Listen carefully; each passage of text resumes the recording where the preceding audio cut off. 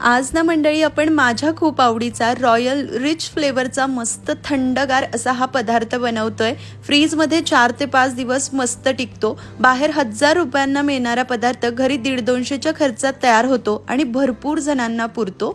तर इथे एका पातेल्यामध्ये 1 कप फुल क्रीम दूध घ्यायचंय, म्हशीचं दूध, 1/4 कप मिल्क पावडर त्यामध्ये घालायची, सोबतच 1/4 कप पिठी साखर घालायची आहे। 1 टेबलस्पून कॉर्नफ्लोअर घालायचंय, या पद्धतीने लेवल करून भरायचं। फक्त 1 टेबलस्पून कॉर्नफ्लोअर घालायचं। हे संपूर्ण साहित्य व्यवस्थित मिसळून घ्यायचं। दूध थंडच घ्यायचं, गरम दूध घ्यायचं नाही। छान असं मिसळून घेतलं की पातेलं गॅसवर ठेवायचं। अगदी कमी आचेवर सतत मिक्स करत या मिश्रणाला 1 उकळी येईपर्यंत शिजवायचं, म्हणजे यातलं कॉर्नफ्लोअर वगैरे छान शिजलं जातं। गॅस मोठा करायचं नाही, नाहीतर हे मिश्रण तळ धरतं, तळाला चिकटतं आणि मग पदार्थाची चव खराब लागू शकते। व्यवस्थित सतत मिक्स करत राहा। एक उकळी आली की फक्त अर्धा मिनिट हे लो फ्लेमवर अजून शिजवायचं उकळी आल्यानंतर, आणि त्यानंतर गॅस बंद करायचा। हे लगेच एक उकळी आली की छान दाटसर होतं, एकसंध होतं, छान क्रीमी होतं। उकळी आल्यानंतर अर्धा मिनिट कमी आचेवर शिजवलं, गॅस बंद केला, हे मिश्रण संपूर्ण गार करायचं। फॅन खाली ठेवलं तरीही चालेल। आपलं बाकीचं मिश्रण गार होतंय तोपर्यंत आपण पुढची तयारी करूया।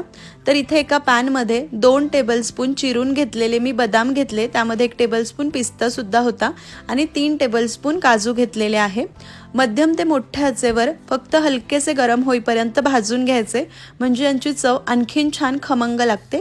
सुक्या मेव्याचं प्रमाण तुम्ही आवडीप्रमाणे कमी जास्त करू शकतात। तर आपण घेतलेल्या प्रमाणासाठी हे परफेक्ट आहे, हवं तर थोडं कमी करू शकतात। भाजल्यानंतर गार करायला बाजूला ठेवायचे। याच पॅनमध्ये आता आपल्याला खवा भाजून घ्यायचा आहे, मावा। तर हा 60 ग्राम खवा होता, त्याला छान किसून घेतलंय। कपने म्हणाल तर 1/4 कप चांगला दाबून दाबून भरलेला आहे। तूप वगैरे काहीच न घालता सतत मिक्स करत हा खवा सुद्धा हलक्या तांबूस रंगावर येईपर्यंत भाजून घ्यायचा आहे। आता पांढरट दिसतोय, नंतर हलका हलका तांबूस दिसायला लागतो, गुलाबीसर, तितका होईपर्यंत भाजायचा आहे, फक्त करपू द्यायचा नाही। साहित्य मोजण्यासाठी शक्यतो मेजरिंग कप स्पून वापरायचे। तुमच्याकडे नसेल तर घरातली एखादी वाटी सेट करा आणि त्यानेच सगळं साहित्य मोजून घ्या। इथे पाहू शकतात खवा छान तांबूस बदामी रंगावर भाजलाय, त्याला सुद्धा काढून घ्यायचं आणि संपूर्ण साहित्य गार करायचं। आज आपण रॉयल रिच फ्लेवरची राजभोग आईस्क्रीम करतोय, त्यासाठीची सगळी तयारी झाली, सगळं साहित्य गार झालं, आईस्क्रीम करून घेऊया। आईस्क्रीम करण्यासाठी एका बोलमध्ये 1 कप थंडगार वितळलेली व्हिपिंग क्रीम घ्यायची आहे। व्हिपिंग क्रीम आपण बाजारातून आणल्यानंतर तिला डीप फ्रीजमध्ये ठेवत असतो, जिथे बर्फ साठतो। फक्त वापरण्याच्या 4-5 तास आधी तिला खाली फ्रीजमध्ये काढून ठेवायची, म्हणजे ती थंड राहते आणि वितळली जाते। वरतून पाव कप व्हिपिंग क्रीम आपल्याला अजून घालायची आहे, म्हणजे एकूण 1 कप आणि 1/4 कप म्हणजे 1/4 कप व्हिपिंग क्रीम आपण वापरली आहे। आता इलेक्ट्रिक बीटरच्या मदतीने 2 स्पीडवर फक्त ही व्हिपिंग क्रीम डबल व्हॉल्यूम होईपर्यंत आपल्याला बीट करून घ्यायची आहे। आपण केक वगैरे करतो, आपल्याकडे बीटर असतं, त्याच बीटरने आपल्याला करून घ्यायचंय। तर केकसाठी आपण स्टिप पीक येईपर्यंत, घट्ट होईपर्यंत क्रीम बीट करत असतो, ही तितकी करायची नाही आपल्याला, फक्त डबल व्हॉल्यूम होईपर्यंत आणि सॉफ्ट पीक येईपर्यंतच बीट करायची आहे। तुम्हाला मी पुढे दाखवेलच। तर इथे एक टिप देते, कधीही आईस्क्रीम करताना जर ही क्रीम आपण स्टिप पीक येईपर्यंत बीट केली तर आपली आईस्क्रीम व्यवस्थित सेट होत नाही, ती मऊ राहते। म्हणून फक्त सॉफ्ट पीक येईपर्यंतच हे क्रीम बीट करून घ्यायची। 2 स्पीडवर मी छान बीट केलं, डबल व्हॉल्यूम झालंय। असं स्पॅच्युलावर घेतलं आणि खाली पाडलं की सहज पडतंय, आणि हे जे टोकं उभे राहत आहेत ते अगदी घट्ट उभे राहत नाही, लगेच वागताय, म्हणजे क्रीम आपली परफेक्ट बीट झाली आहे। यापुढे बीट करायची नाही, नाहीतर आईस्क्रीम व्यवस्थित सेट होत नाही। आता यामध्ये बाकीचे साहित्य आपण मिसळून घेऊया। इथे मी 1/4 कप कंडेन्स मिल्क घेतलेला आहे। कंडेन्स मिल्क यामध्ये घालायचं। तुम्हाला कंडेन्स मिल्क नसेल घालायचं, तुमच्याकडे नसेल तर काय करायचं, जेव्हा दुधाचं मिश्रण तयार केलं तेव्हा 1 चमचा मिल्क पावडर आणि 1 चमचा पिठी साखर त्यामध्ये एक्स्ट्रा घालायची। कंडेन्स मिल्क घातलं, जे दुधाचं मिश्रण केलं होतं हे संपूर्ण गार झालेलं आहे, चाळणीवर गाळून यामध्ये घालायचं, म्हणजे गार होताना गाठी गुठळ्या झाल्या असेल तर त्या यामध्ये जात नाही। गाळून घातल्यामुळे आईस्क्रीम अगदी सॉफ्ट तयार होतं। आता हे संपूर्ण साहित्य व्यवस्थित असं मिसळून घ्यायचंय, त्यानंतर आपण पुढचे साहित्य घालूया। छान असं मी हे मिसळून घेतलं, अगदी क्रीमी सॉफ्ट हे आईस्क्रीमचा बेस तयार झालाय। राजभोग आईस्क्रीम आपण करतोय, तर आपण मावा म्हणजेच खवा भाजून ठेवला होता, तो भाजलेला खवा सुद्धा संपूर्ण गार झालेला आहे। तो घालायचा।